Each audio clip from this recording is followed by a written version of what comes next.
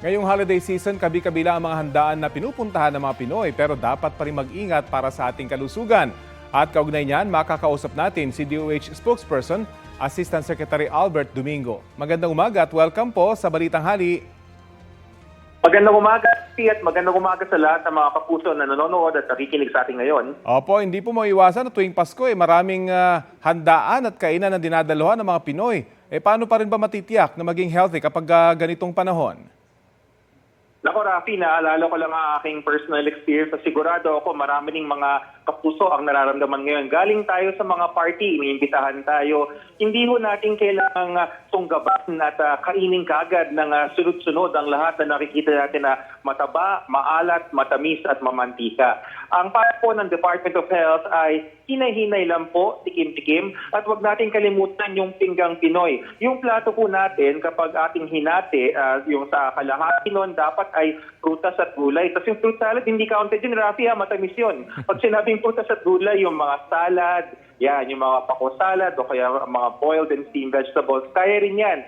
Pwede rin tayong kumain ng lechon at iba pang mga mamantika, pero dapat 1/4 lang ng plato natin. Tapos ang carbohydrates, yung mga patatas, yung mga macaroni at mga kanin, dapat 1/4 lang rin ng plato natin. Yun siguro ang keyword doon, tikim-tikim lang dahil sunod-sunod nga yung mga party na pupuntahan. Tikim-tikim lang para matikman lahat ng mga inihanda ng host, hindi ho ba? Mismo, tama. At ang mahalaga dito is yung para sa mental health rin natin, yung magkakasama tayo ng ating mga kapuso. Pero yung pagkain, tikim-tikim lang. Opo. Gaano kalaki yung ini-increase ng mga dinadala sa ospital na may kinalaman sa alta presyon, sa stroke kapag ganitong panahon? Overall, Rafi, napapansin natin na kaganitong panahon, nagkakaroon tayo ng trend.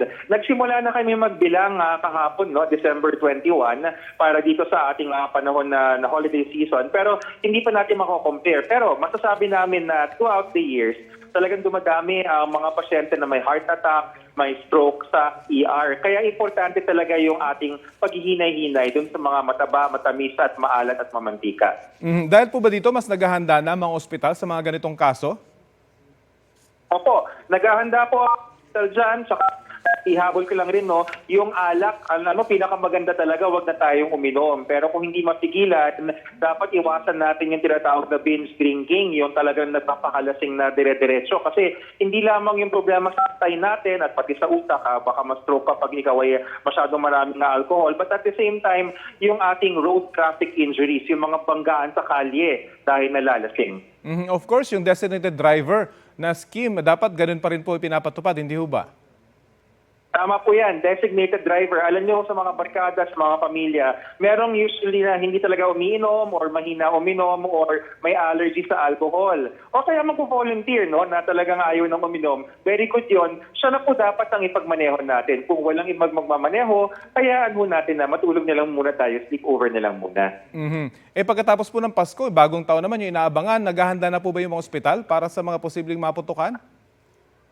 Ako, Rafi, nagsimula na kami magtala. This early, meron na kami nakita na 4 na fireworks-related injuries. Ang pinakamatanda, 23 years old. Ibig sabihin, bata. 2 sa kanila, 9 years old. Yung isa, 11. Ang pakiusap po ng DOH, huwag mong hayaan ang bata na humawak ng kahit na paputok, legal or illegal man. Mas mataas ho ba o mas mababa ito kumpara sa mga nakarang taon? So maaga pa, kakasimula pa lang natin magtala, malalaman natin yan mga bandang towards the end of the year or pag malapit na ang January 6. Ang monitoring period kasi natin, Rafi, ay December 21 to January 6. Maaga pa, may pagkakataon tayo na panatilihing mababa ito. Ayan, nasa inyo pong pagkakataon para muling magpaalala sa ating mga kababayan, lalo na't may mga paputok ng mga bago, yung mga hinahagis lang, hindi na sinisindihan. Ano pong paalala ng DOH? Yes, Rafi, sa panahon ngayon, una po, bati po ang DOH sa maligayang Pasko sa lahat. Ating gawin na ligtas ang Christmas natin. Iwas paputok na host tayo, baka legal man or illegal, mas maganda yung community fireworks na gagawin natin. Ikalawa, yung tamang pagkain, yung ating healthy diet, dapat sigurado tayo na tikin lamang, huwag pong sobrahan yung maalat, matamis, mataba at mamantika. At pinakahuli, healthy. Mag-helmet po dahil ang mga helmet at seatbelt sa mga nakakotse ay nakakaprotekta habang tayo ay pupunta na sa ating mga probinsya. Okay, maraming salamat po sa oras na ibinahagi niyo sa Balitang Hali. Maraming salamat, Rafi, at magandang umaga and Merry Christmas! Merry Christmas po. Yan po si DOH spokesperson, Assistant Secretary Albert Domingo.